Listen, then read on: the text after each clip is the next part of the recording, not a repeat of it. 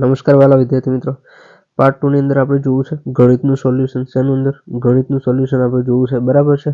જીકેનું તમે 30 માર્કનું સોલ્યુશન જે છે એ વિડીયો આપણે મૂકી દીધો છે, એ ના જોયો તો એક વખત જોઈ લો, બરાબર છે. હાલ આપણે સોલ્યુશનની અંદર શું તમને આખી રીત સમજાવવાની નથી, બરાબર છે, રીત સમજાવવાની નથી, પરંતુ આનો જવાબ શું આવે છે હું તમને ફટાફટ આનો જવાબ જે છે એ તમને આપી દઉં છું.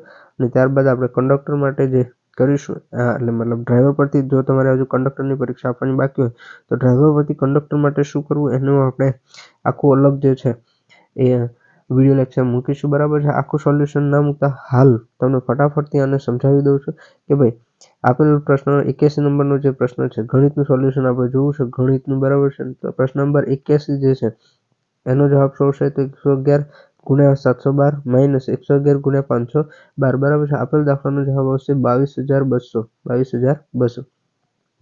પ્રશ્ન નંબર 82 છે, બે આંકડાની મોટામાં મોટી અવિભાજ્ય સંખ્યા કઈ આવશે? બે આંકડાની મોટામાં મોટી અવિભાજ્ય સંખ્યા નીચેનામાંથી કઈ છે? 97 આવશે. કઈ આવશે? અવિભાજ્ય સંખ્યા 97 આવશે, બરાબર.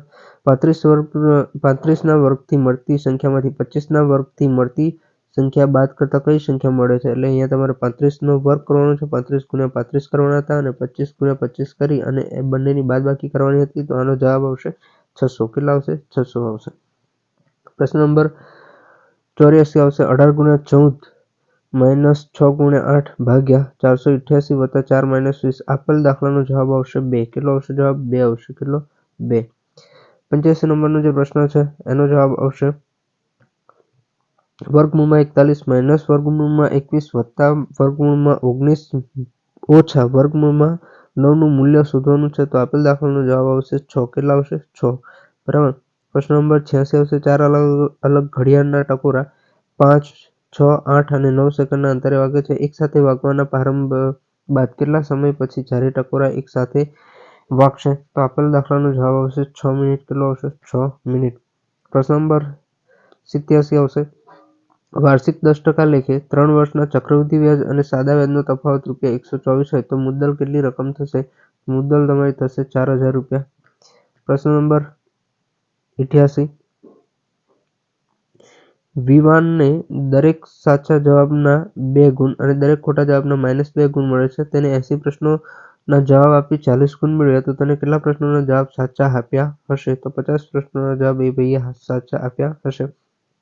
પ્રશ્ન નંબર 89 આવશે, માતાની હાલની ઉંમર તેની પુત્રી કરતાં 3 ગણી છે. 12 વર્ષ પછી માતાની ઉંમર પુત્રીની ઉંમર કરતાં બમણી થશે તો હાલની પુત્રીની ઉંમર શું થશે? તો પ્રશ્ન નંબર 89 નો જવાબ આવશે 12 વર્ષ. પ્રશ્ન નંબર 90 છે, 450 સફરજન ખરીદ્યા, જે પૈકી 30% સફરજન સડેલા નીકળ્યા તો સારી સ્થિતિમાં કેટલા હશે? તો આપેલ પ્રશ્નનો જવાબ જે છે એ 315 આવશે. અહીંયા ગાડી તમારે ગણવાના છે. 450 બરાબર કેટલા આવશે? તો કે 100% આવશે, બરાબર છે.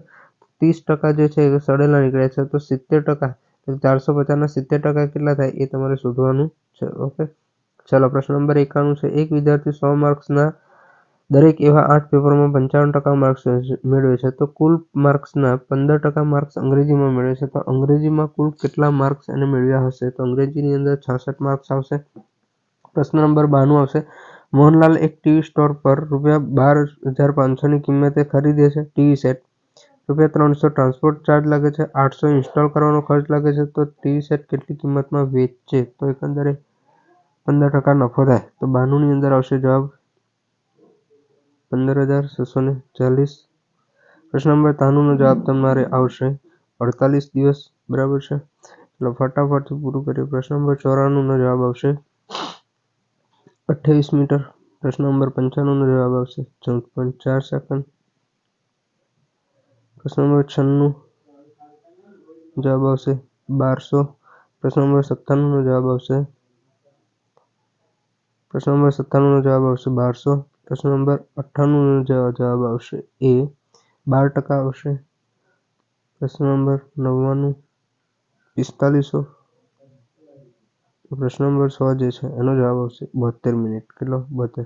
તો આ હતું ગણિતનું સોલ્યુશન, બરાબર છે. આગળ બીજો પણ એક વિડીયો મૂકીએ છે.